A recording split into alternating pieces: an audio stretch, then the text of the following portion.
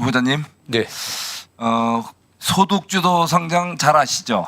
예, 알고 있습니다. 예, 네. 최저임금 인상하고 52시간 단축, 그 성공한 정책이라고 생각하십니까?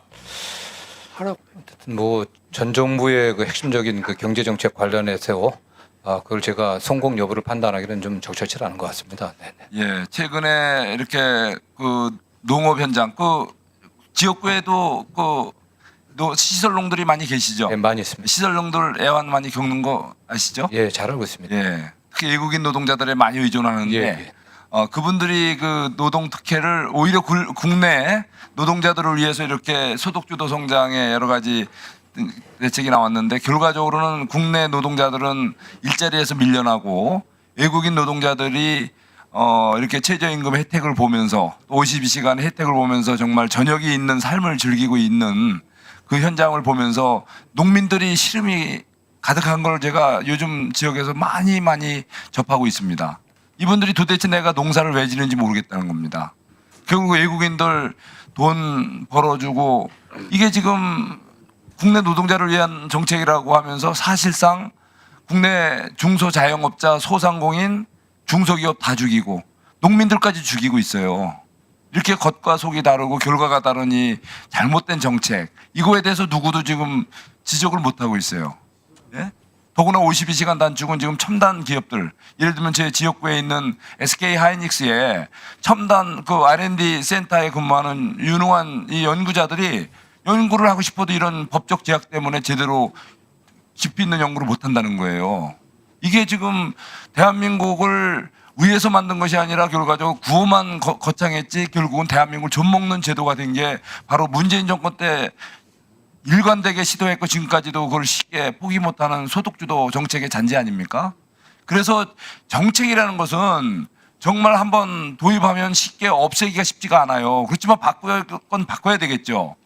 그래서 또 하나 묻습니다. 지금 검수완박원 해갖고 또 검경 수사권 조정 후에 그 수사 이게 사건 처리 기간이 이렇게 길어지고 있다. 수사. 그 얘기 많이 들으셨죠?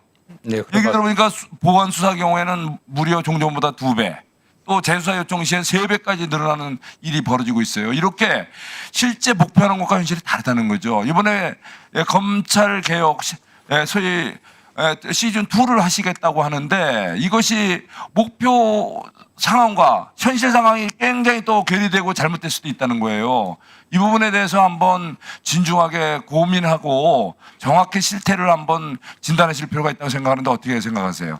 예, 그 우리 국회 입법 논의 과정에서 과거에 시행됐던 정책들의 어쨌든 문제점들을 잘 검토하고 또 저희도 실상이 어떤지 잘 파악해 보겠습니다. 그리고 중요한 건 의원님들께서 이러한 문제점들에 관련해 갖고 제가 누차 간곡하게 부탁을 드리지만 보다 좀 집중적인 논의를 좀 계속 해주셨으면 저도 적극적인 상황을 파악해 갖고 의견을 개진하겠습니다. 네.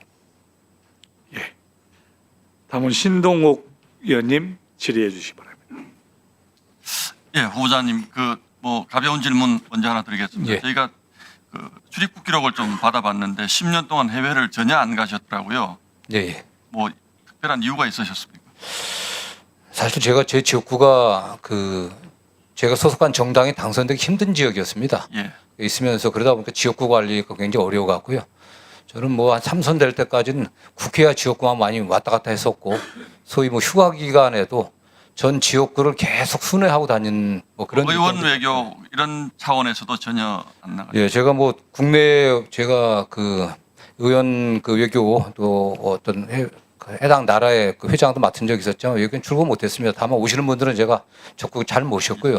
예, 그렇습니다. 예, 알겠습니다. 10년 동안 안 나가셔서 너무 안 나가신 건 궁금해서 여쭤봤습니다. 제가 국회에 와서 보니까 국회의원들이 정말 힘이 세더라고요. 이제 그 힘이라는 게 물론 뭐 이렇게 저희가 상임위 활동도 있지만 이제 법안을 만드는 것은 어떻게 보면 국가의 근간을 바꾸는 일인데 이제 후보자님 말씀은 이제 여야가 잘 대화하셔서 좋은 결론을 내주면 수용하겠다 이제 이 말씀을 계속 하시는데 지금 제 경험을 보면 이 법안에 대해서 잘 협의는 잘 안 되는 것 같고요.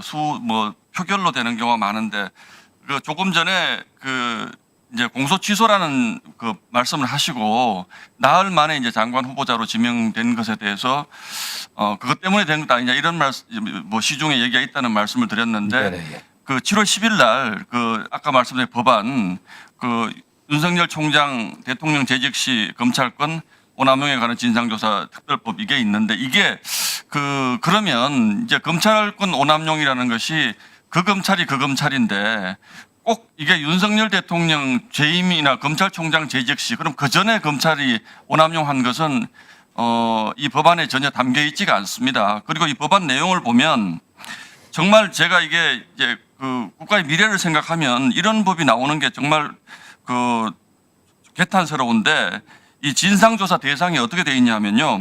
법원 판결로 무죄가 확정된 사건 중에 검찰권을 남용하였다는 의혹이 제기된 사건, 또 자의적 오남용이 현저한 것으로 의혹이 제기된 사건, 전부 의혹이 제기된 사건들입니다. 그러면 결과적으로 보면 이 지금 상임위원 3명을 그 집권당 그리고 제1야당 그리고 비교섭단체 중에 지금으로 보면 조국혁신당이 됩니다. 그 두 분이 이제 상임위원이 되는 것인데 이 의혹의 판단 기준 이런 것들이 너무 광범위하고 자의적이고 불명확해서 저희는 이런 법안을 만약에 민주당이 밀어붙일 때 어떻게 할 것인가라는 생각이 들고 결국 이게 검찰권 오남용에 관한 문제도 있지만 47조에 숨겨놓은 대통령 또 공소 취소할 수 있다. 결국 이재명 대통령 주하기 위한 것이다. 후보자님이 이제 말씀하셨기 때문에 그런 의심이 드는 것도 사실입니다. 장관까지 좀 부탁드립니다. 어떤 장관으로서는 뭐 그런 의심이 들지 않게 저희들 처신을 바로 하겠고요. 다만 이 법안의 내용은 제가 명확히 살피지는 않았습니다.